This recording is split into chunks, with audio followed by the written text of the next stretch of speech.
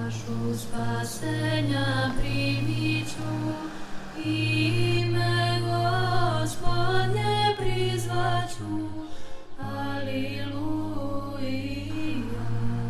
Манастирот Свети Гаврил Лесновски, вгнезден во некогашниот вулкан, е бисерот на духовноста во Лесновскиот крај.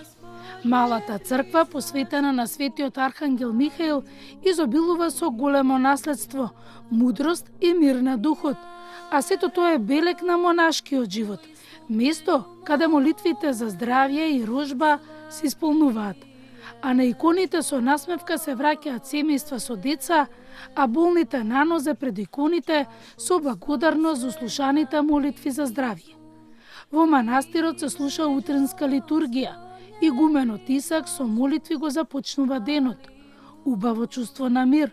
Далеку од градот, тој ни ја раскаже историјата на манастирот, за секој изграден камен и белегот на овој крај.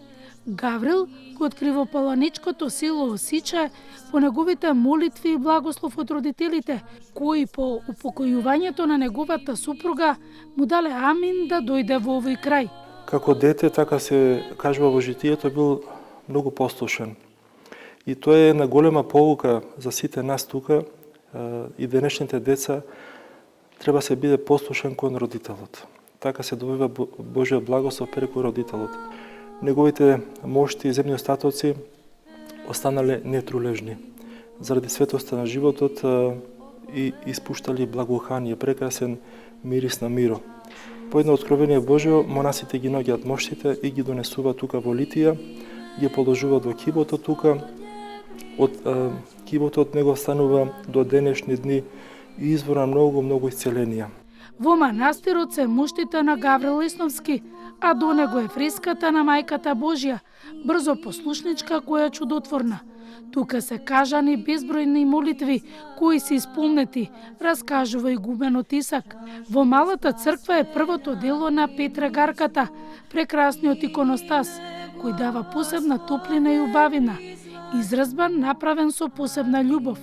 Во манастирите се и моштите на светиот Гаврил Светогорец, деновите ги поминал во учење на децата и молитви. Навистина твори многу чудеса, многу исцеленија Божји, на кој тој е еден спроводник Божји, бидејќи тој го очисти своето срце и затоа стана спроводник на Божјата благодат и светлина.